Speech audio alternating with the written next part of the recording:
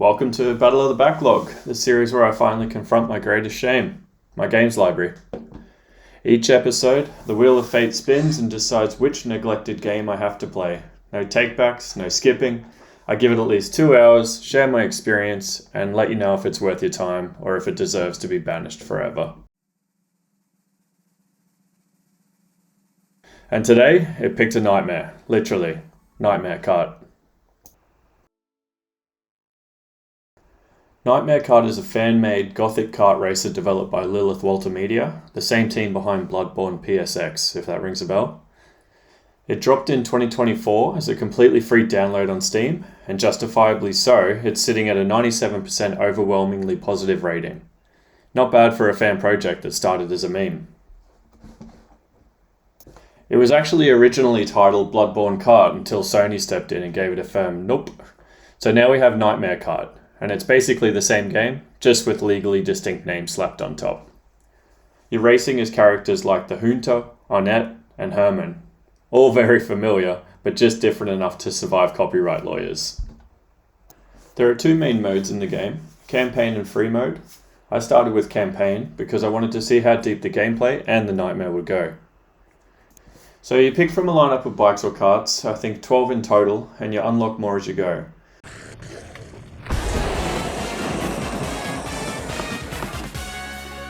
Of course there are boss battles in a kart racer themed after Bloodborne. The game throws enemies right onto the track, forcing you to dodge attacks, fight for shortcuts, and occasionally just survive long enough to finish. It's somewhere between Crash Team Racing, Twisted Metal, and some sort of fever dream. The controls are surprisingly responsive. It's chaotic, sure, but it never feels unplayable. It's just punishing, in the most From Software way possible. Visually, the game leans hard into the PS1 aesthetic, which isn't surprising considering the Bloodborne PSX remake.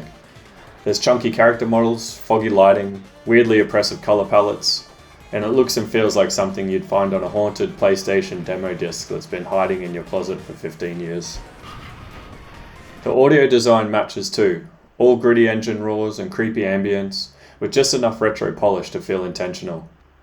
That said, a few of the tracks are borderline unplayable in the dark. I get it, it's meant to be moody, but when you can't see where the track goes until you're mid-air, it starts to feel a little bit more frustrating than atmospheric.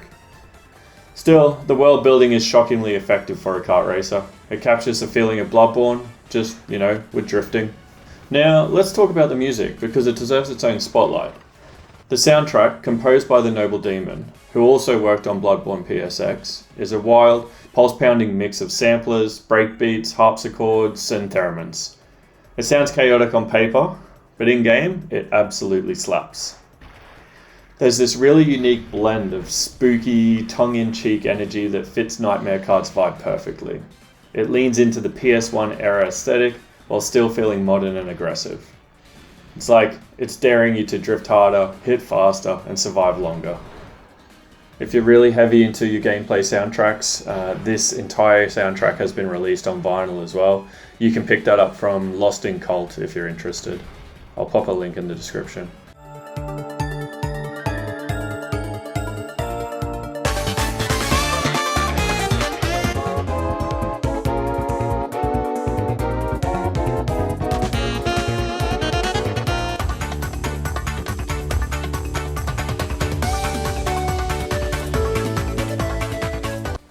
You can definitely feel the love and passion in the music. It's not just background noise, it's part of what makes the game feel alive.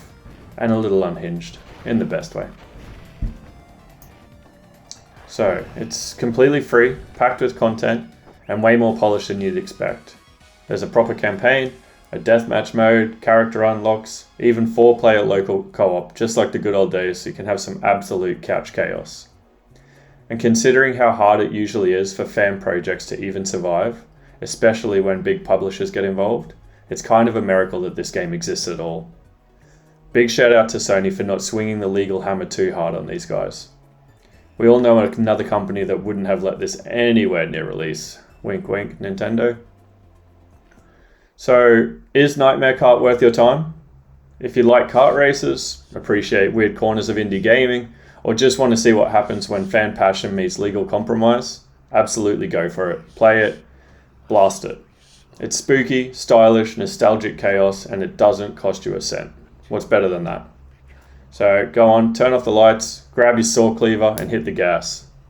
Okie dokie, one game down, hundreds, possibly thousands to go. We'll keep that wheel spinning. If you enjoyed this episode, give it a thumbs up. Let me know in the comments which game you'd be terrified to see pop up next, or which one you think deserves redemption. Hit that subscribe if you don't want to miss the next round of Battle of the Backlog. Until then, drive safe.